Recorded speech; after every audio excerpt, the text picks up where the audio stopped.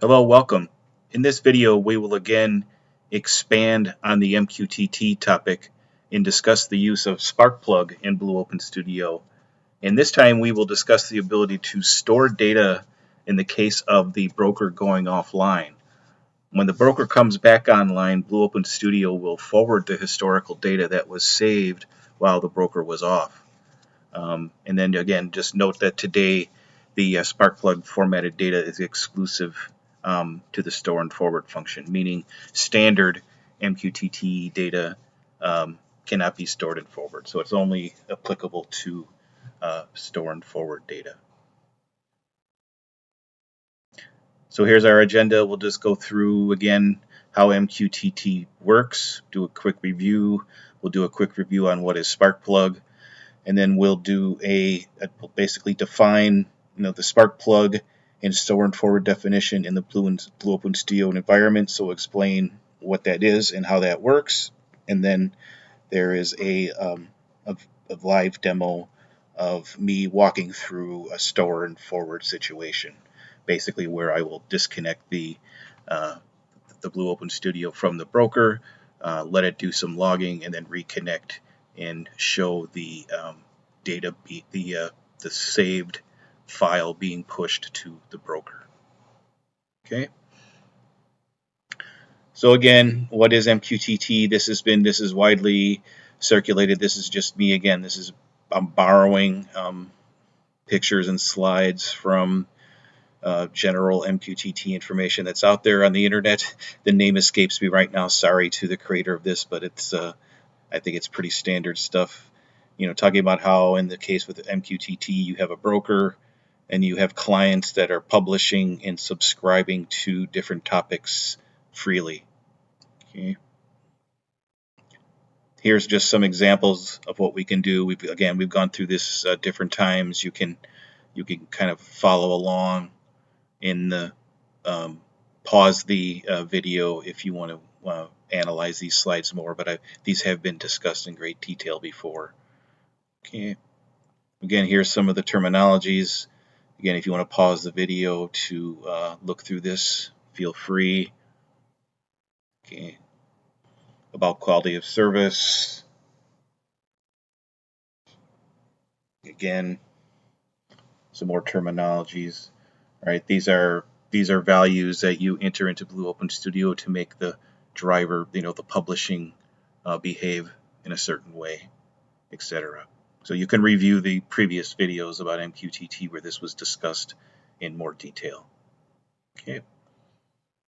All right, so again, just another quick review. When we talk about Blue Open Studio and MQTT and SparkplugB formatted data, remember that we are publish only currently today. So there is no, we can't currently subscribe to topics. We can only publish to topics, unfortunately. So that is currently the case today. So that limitation was discussed in the last video also. Okay, again, this was discussed in the previous video. Again, and like I had mentioned, I'm pulling this directly from the internet, so to speak, and it's basically SparkplugB is defining the specification of the data, right? Remember, because as we've discussed before, when you use standard MQTT, you're just basically sending ASCII across the line. You're totally undefined. With SparkplugB, you're defining, the data, the structure, and how it's going to look. Okay, so we know what that data is going to be coming in for sure. Okay, again, so we know it's in Blue Open Studio. We're a write only, publish only.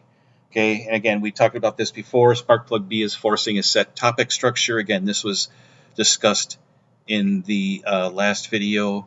And you can see these are the fields. That's what the complete topic structure looks like in SparkplugB. And then these are the fields that we are controlling in Blue Open Studio. This will be appended automatically, and the message type is basically taken care of. And basically it's going to be basically data. Other than the birth and death certificates, we're basically just publishing data fields. Okay. Okay, then again, we're using this MQTT-FX to monitor. It's a paid client, quite nice tool. Okay. So then, what is SparkplugB and Store and Forward in Blue Open Studio? Basically, when we're using the SparkplugB formatted data, we can store and forward the data. Basically, it's pretty straightforward. When the connectivity to the broker goes away, basically what happens is that a CSV file is stored in the project folder of your project from Blue Open Studio with this particular name. You have the app name with the SparkplugB station and then a timestamp.csv, and you can see this is where they're saved. All right, and then you see you do have some control over this, right? So this is saying how long to wait before actually starting to store, right? So if the connection drops, or excuse me, if the connection drops for a very short period of time, say 1 or 2 seconds, I don't want to necessarily start storing. Give me some more time. It defaults to 15 seconds. Okay.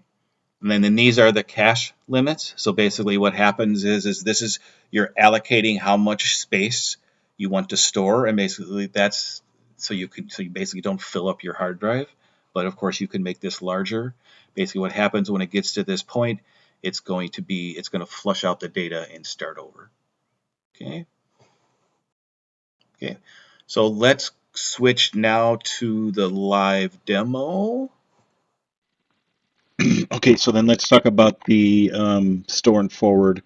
So again, we're back here at that project with the SparkplugB configuration. I'm going to close down the driver sheet. You can see that I've got the project running here, and you can see if we watch it here for a few seconds, we should see one of these two, either my tank temp. Yeah, you can see the tank temp just changed. And then a few seconds later, there you could see the oven temperature saying is changing. So every time those data points are changing, that's being sent to the broker. And if we look at our MQTT-FX, you can see here is my there's my 39. There's a 361.23. We go back here. There's my 361.23. So that just got published. Okay, so we could see if I go in here into my configuration here. Here's my store and forward settings. So you can see I just left everything at default. Okay, so then let's just go take a look and let's open the project folder and look at here inside the config. Let's look at the that backup CSV file. So you can see there's that backup CSV file already, but you can see all it's got is the that looks like a header. So it's created that CSV file, but because I have connected to the broker, all is well.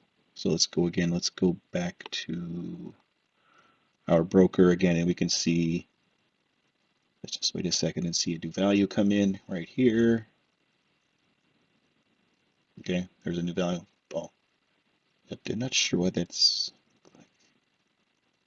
Okay, wait another second or a few seconds.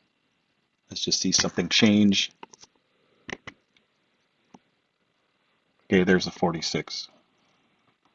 Okay, so now what I'm going to do is I'm basically going to basically turn off the switch that is giving us the connection between my runtime PC and the broker PC.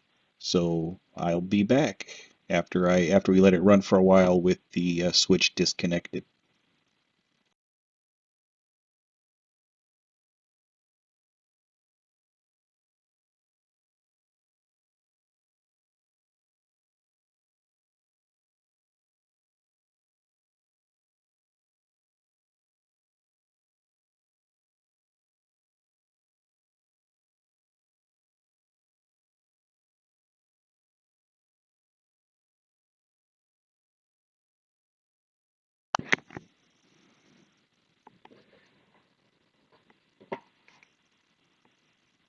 Okay, so if we look at the broker, You can see the client close its connection. And then you can see here in the watch window, if I pause it, you can see here Sparkplug thread verifying store and forward cache data. Sparkplug thread has cache data, offline cache data present, etc., etc. Okay, so let me unpause that. Let it run for a little bit more, and then I will plug back in and look at what that recovery looks like.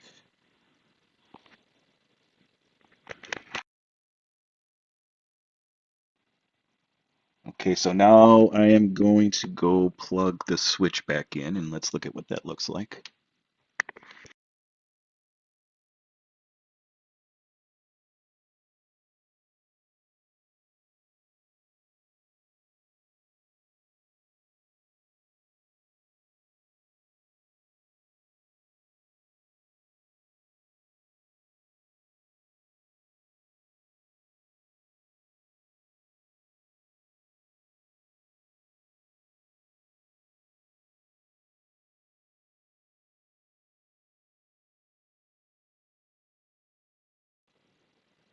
Okay, so you can see what I'm going to do is I'm going to cross-reference this epic time to real time so I can see where in the log I can find where it uploaded that file.